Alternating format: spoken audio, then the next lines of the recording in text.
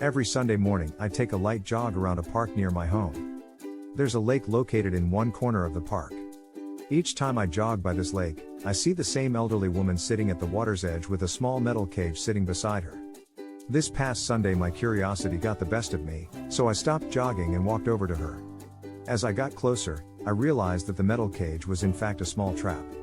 There were 3 turtles, unharmed, slowly walking around the base of the trap.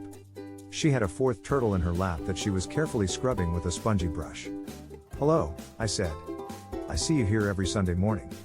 If you don't mind my nosiness, I'd love to know what you're doing with these turtles." She smiled. "I'm cleaning off their shells," she replied.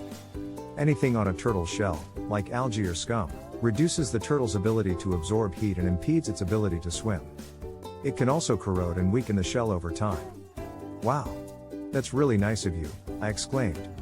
She went on, "I spend a couple of hours each Sunday morning, relaxing by this lake and helping these little guys out. It's my own strange way of making a difference." "But don't most freshwater turtles live their whole lives with algae and scum hanging from their shells?" I asked. "Yep, sadly, they do," she replied. I scratched my head. "Well then, don't you think your time could be better spent? I mean, I think your efforts are kind and all, but there are freshwater turtles living in lakes all around the world.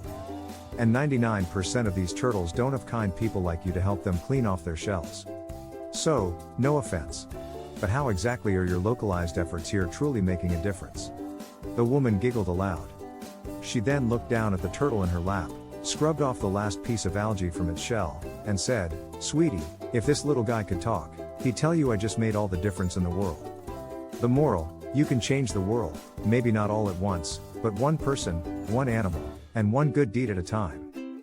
Wake up every morning and pretend like what you do makes a difference. It does. Read 29 Gifts.